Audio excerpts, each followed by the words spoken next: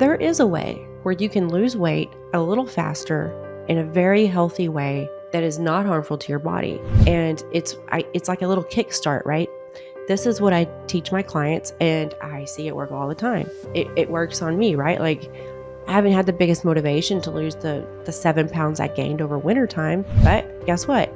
I'm fixing to go on a trip for a week with my husband, just us.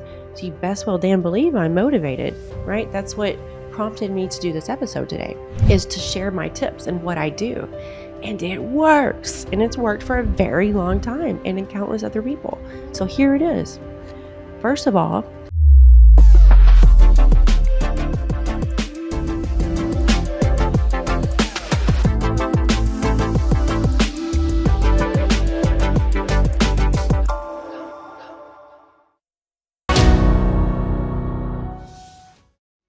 hey guys, Janna here. Thanks for tuning in.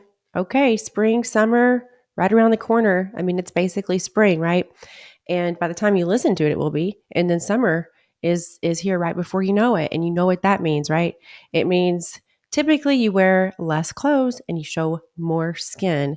And that means you're probably already thinking about, I need to lose weight and I need to get in shape, right? We all kind of let ourselves go. I think in the wintertime, right? The holidays hit, there's all the comfort food and all the get-togethers and family and parties. And I'm guilty of it too. I think I probably gain about 5 to 7 pounds probably every winter. And, it's kind of hard to tell on me, but I know it, right? And so for me, when I talk about losing weight, me personally, it's for myself. It's for how I want to feel in my clothes, right? It's not about how others see me. And the reason I'm sharing that with you is because when you are doing it for the right reasons, you are able to do it and make it sustainable. And that is the goal, people. So as a holistic nutritionist, I have taught so many people and helped so many people lose weight and feel their very best from the inside out. Because I tell people, if you're coming to me to just lose weight, I'm not your girl to work with. And why is that? Do I help people lose weight? 100%. But if that's the only reason they're coming to me and they just say, I just want to lose weight, I'm not their person, because that's not a deep enough why. It's more about, why do you want to lose weight? Okay. For example, I had a client came to me and he wanted to lose weight. He'd struggled to lose weight. He did all the wrong things, right? Like constantly exercising, constantly doing cardio. And I do it 6-7 days a week, and I do it for an hour. And, I eat a lot of low fat. And I'm like, okay, I'm probably not going to work with this guy, but let me hear him out. So I asked a question I ask all my potential clients. I said, but why is it that you want to lose weight? Other than you're struggling. And of course, yes, it's about, feeling healthy. He said, I want to lose weight because I see too many people in my family on my dad's side struggle with cardiovascular issues. And my dad struggles with it. And I'm scared I will too if I don't lose weight. That was his why. That was his why, because overweight people run in his family, and so does cardiovascular issues. And he said, like, it's always just been hard for me. And I just, if someone could just teach me what to do and how to eat right for once and for all. I mean, he's like, I'll listen to you and I'll do what I'm supposed to do. So he became my client, and he did everything I told him to do, and he listened to me. And he didn't quite believe me at first, because he was eating low fat and over exercising, and he wasn't eating right. And then I literally tell him the opposite. And so he questioned me a little bit, and I said, hey, you hired me, right? Clearly what you're doing and have been doing is not working. So here's what I had him do. And I'm giving him as an example, because he is one of the clients who, he didn't have autoimmune issues. He didn't have Lyme disease. There weren't gut issues. Most of the people I work with, they're really sick. They don't feel good. This was truly about weight loss. And I worked with him because his why was deep, and I could tell it meant a lot to him, right? And he was like 40 years old. And so anyways, this is the plan I gave him, right? And it's not a one size fits all. So please understand that. Based upon his lifestyle, and I told him, I said, look, for the first week or maybe even 2 weeks, I don't want you to work out at all. And he was just like, what? I mean, he didn't understand it. And I said, look, abs are made in the kitchen. And some people have a really hard time believing that. But look, I do what I do because I know what I'm doing. People work with me because I know what I'm doing. Abs are made in the kitchen. I had the privilege of being on a huge radio talk show the other night where I was the only guest. I got the whole half hour for myself. And it was about weight loss and weight loss drugs in particular. But the host tonight, began talking about, what is it about people? Like they just have a hard time losing weight, maintaining it. And I said, it's because they don't know their why. And, you know, the host himself had lost like 100 something pounds on the ketogenic diet. And I said, but it wasn't just a diet. It was because you probably had a why that was so deep that it was easy for you to stick to. And it was. He'd watched his mother struggle and unfortunately pass away from health problems due to obesity. So my point is this: you need to figure out your why, okay? And you're like, okay, I thought this was about losing weight because I want to look and feel my very best for, for summertime, for vacations and by the pool and, on the water. And I understand. But the reason I'm saying this is because you need to find your why. Because if not, my friends, you're going to be tuning back into this episode a year from now, and a year after that, and a year after that. You catch my drift? The point is that if you do not find your why, then it will not be sustainable. You also aren't going to like what I have to say. I don't have a magic pill for you. If you want to go take one of those weight loss drugs, go right the hell ahead. I personally am not a fan of those, and I'll tell you why. This is what I talked about with the host the other night on the show, is that they're dangerous, guys. They come out and they say there's all this science, there's all this research. But here's the thing: is the one I talked about in particular the other night on the show, which is coming out soon, is this drug was for diabetes. It was for people with diabetes. And they realized that people were losing weight. So it's like, oh, we can make a lot of money if we market this as a weight loss drug. And they did. But here's the thing, and all the studies I had to read to prepare for the show was this: the people, as soon as they stopped taking the drug, the weight came back fast. So you lost 20 pounds, you gained back 30, and it was fast. What a waste of your time and your money. But honestly, like, what a waste of like what you did to your body. Like, you have really no idea what you did to your body. You honestly do not know. No one knew what they were putting in their body with the COVID injections. And whether you have one or not, I don't care either way. You have to do what you have to do for yourself. I'm just saying there wasn't enough research on it. And to come to find out, it wasn't the best thing. My point is that if you're looking for the magic pill, the overnight success, you're like, oh, I got to lose 40 pounds. I can do that in 2 weeks. No, the fuck you can't. Okay. Let's just be honest. You need to lose weight at a pace that is natural for your body. When you do that, it is because you're doing it the right way. And then, you know what? If you stop doing what you're doing to lose weight the healthy way, yes, you're going to gain weight back, but it's going to be at the slow, natural process, not like it is when you do these fad diets and these new weight loss drugs, which honestly, guys, I'll be honest with you, as a nutritionist, they scare the living shit out of me. They really do. The woman who comes in and cleans my home, she actually started to take one a few months ago, and she, I noticed because I was like, hey, you look good. You've lost a lot of weight, but she also looked really like her blood sugar was low. And when I asked her, she was like, yes, I started to take this drug for the weight loss. And yeah, I'm not going to say her name. And anyway, she said, Miss Janna, I don't feel good. She's like, I don't feel good at all. I'm really shaky and I can't eat. And I feel really jittery. I don't like it. And I really didn't like that for her. I actually helped her that day because I just was a little worried about her. I could tell she had lost a lot of weight, and I see this woman every 2 weeks, and it was a tremendous difference. That's not healthy, guys. She's like 60 years old. No, I'm sorry. She's in her 50s. That is so unhealthy. And now there's a new weight loss drug that I had to read about the other day to prepare for this talk. That's in China. That's going to be for 18 years old and up. I mean, we've got to stop looking for the easiest way out. And I'm going to be honest, the laziest way out. Get your ass up, move your body, and most importantly, eat right. Okay. Now, there is a way where you can lose weight a little faster in a very healthy way that is not harmful to your body. And it's like a little kickstart, right? This is what I teach my clients, and I see it work all the time. It works on me, right? Like I haven't had the biggest motivation to lose the 7 pounds I gained over wintertime, but guess what? I'm fixing to go on a trip for a week with my husband, just us. So you best well damn believe I'm motivated, right? That's what prompted me to do this episode today. Um, is to share my tips and what I do.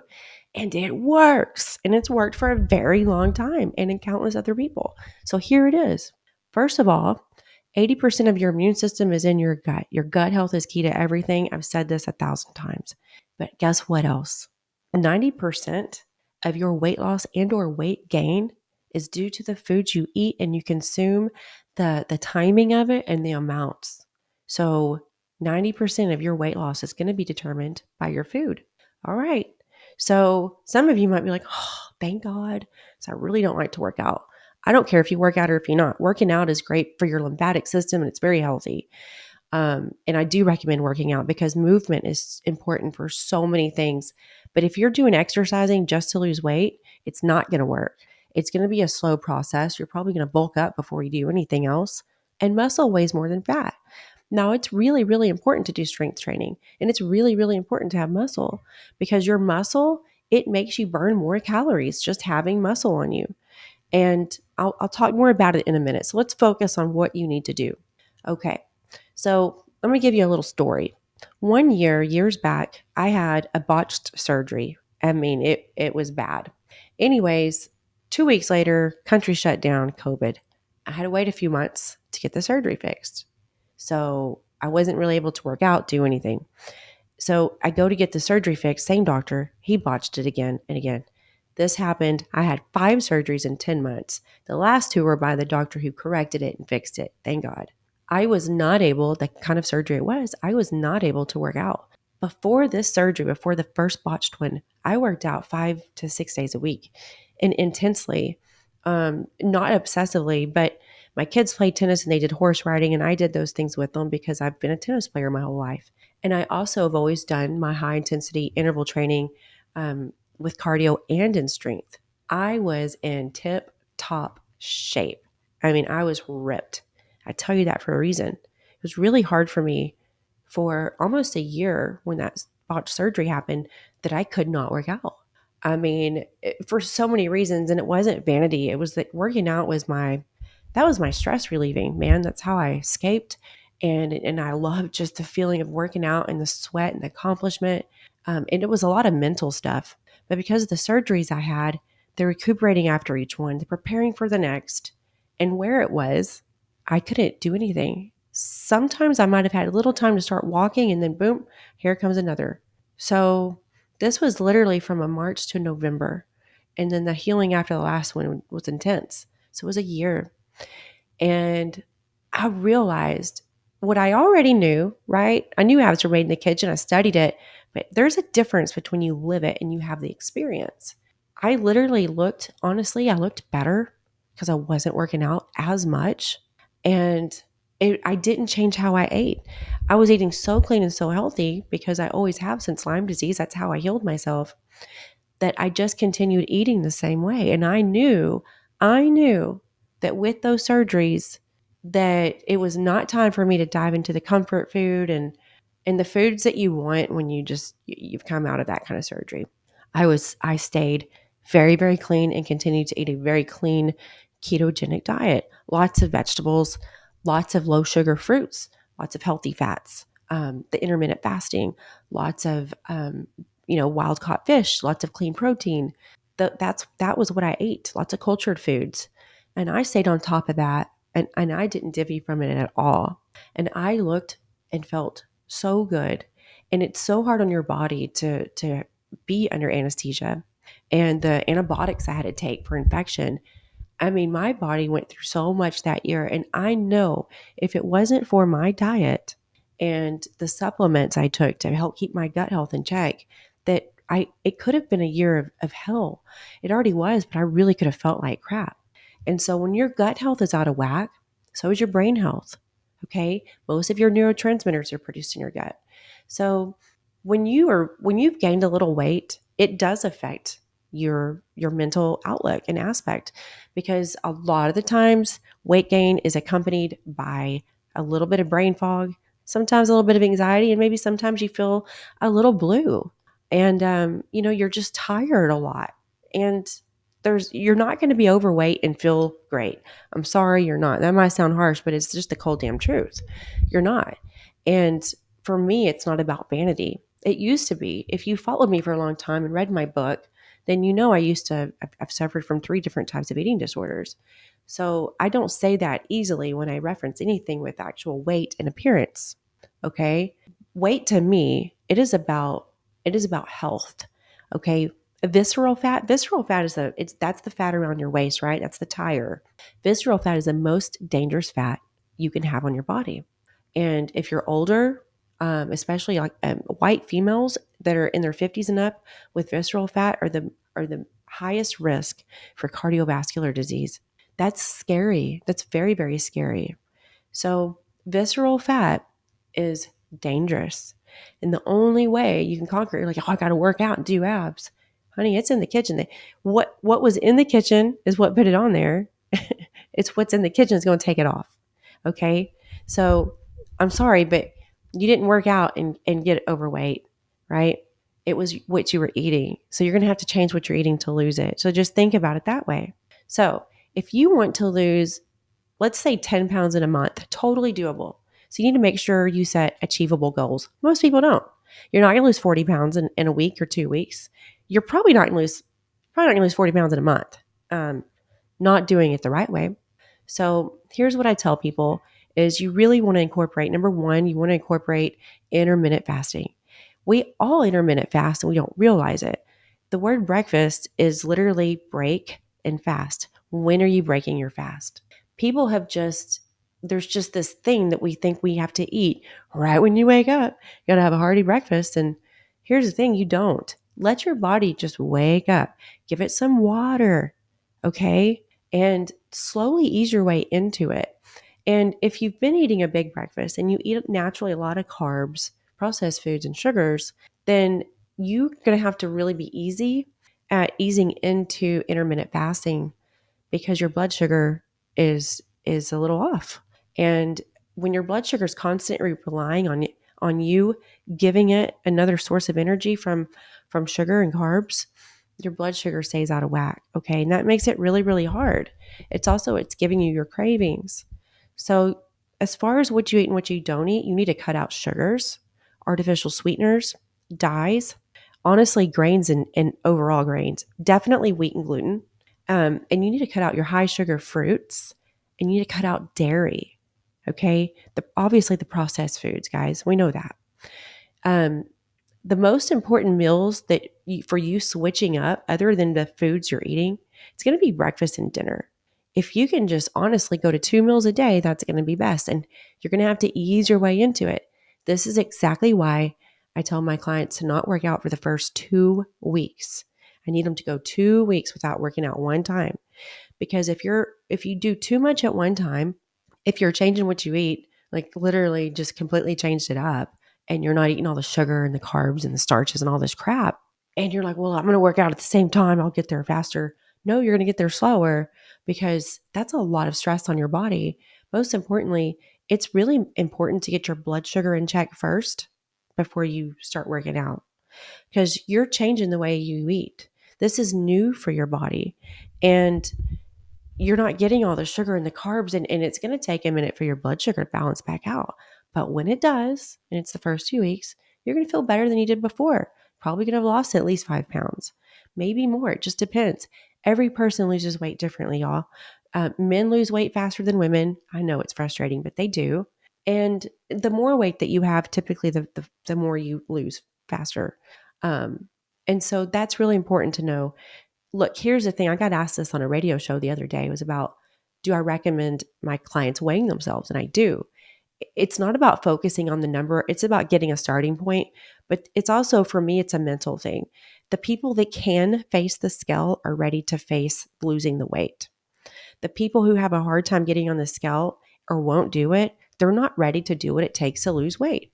Here's the thing, if you're struggling with your weight, when you get on the scale, it's not going to be what you want it to be. So is it really a surprise? It's about, I need to see a starting point. And the reason is because it's going to be your motivator. And then as you see the weight come off, it's going to make you feel good. But, after you get past the first 2 weeks of changing, doing an overhaul of your diet, and then you start to slowly work out, sometimes you can just plateau a little bit. Muscle weighs more than fat. You got to give your body time to adjust. So I want you to go 2 weeks, no working out. If you want to do so, a little bit of walking, sure. And then you're going to cut out breakfast. I want you to combine breakfast and lunch if you can. Okay. Just make sure that lunch is your biggest meal of the day. If you must have something for breakfast, keep it super, super light. And honestly, healthy fats and protein is really all you need. Okay. No fruit juices, no high sugar fruits. Lunch needs to be your biggest meal of the day. Most humans, when they don't eat right, they get the afternoon slump. And it's because they go eat just a super carb loaded or sugar loaded lunch. And then you just crash afterwards, you know? So lunch is going to be your biggest meal of the day. And then honestly, if you need a snack, have one snack in between your lunch and your dinner. Now, for dinner is typically the biggest meal that people eat. Dinner needs to be your lightest meal. Your digestive system slows down just like you do at the end of the day. And when your body is constantly having to digest food, then that's what it's working on instead of working on other things inside your body. Give your digestive system a break. Dinner should be the lightest meal of the day, and it needs to be a minimum of 3 hours before you lay down to go to sleep. Just think about this. When you eat food, if you immediately go lay down, you're laying flat, right? So is your stomach, your digestive system. Digesting is a north to south process. It makes sense, right? Standing up. So what happens if you lay down? It's a little harder to digest. Look, hey guys, gravity helps, right? So make sure that your dinner is a minimum of 3 hours before bedtime, because not only digesting, but your body will sleep so much better. The snacking right before bedtime, and the big late dinners that are just late, like 8 o'clock, it messes with your sleep. And what happens is when food is not properly digested, it actually just sits in your gut and grossly enough, it just rots. And then that can lead to gut dysbiosis and leaky gut and not so fun things, right? But then you wake up in the morning and you just feel like crap and you're sluggish. Maybe you got brain fog. I personally aim to not eat past 6 or 6:30 at night. It depends on if I have my kids though. Sometimes with them it's 7 because I like to eat with them. But it's the lightest meal of the day. Dinner needs to be your lightest meal of the day. And then you wake up and maybe you have your coffee. I highly recommend adding an MCT oil to your daily regimen. MCT stands for medium chain triglyceride. That's derived from coconut oil. It helps people who are trying to stay into ketosis. But the reason I like to use it is because it's a healthy fat. It's really, really good for your brain. It's really good for your digestive system. It can even help you if you're constipated. But it also helps boost your metabolism, and it helps keep you satiated so you don't get cravings. There's literally no taste from it at all. I personally like to put it in my hot coffee, and my husband will just take it off the spoon. But if you've never taken MCT oil, maybe just start with 1 to 2 teaspoons a day. You can gradually work your way up. Okay. So these little things like this, incorporating some new habits like intermittent fasting, the MCT oil, dinner's your lightest meal, and a minimum of 3 hours before bedtime. Those things are going to help you so very much. In the first few weeks, if you start to feel like crap after about day 4 or 5, that is your body actually having a detox, and that lasts normally a day or two. And that's actually a really good sign. And of course, always, if you want to work with me, I have a few more spots left for one-on-one, but not much. So I'm going to leave that here today. And I'm probably going to do a part 2 on this one because there's so much information to give. But I know that we all get busy and I try not to keep you guys for too long. So I'll do a part 2 on this and give even more tips. But I promise you, abs are made in the kitchen, and 90% of your weight loss has to do with what you eat, what you don't eat,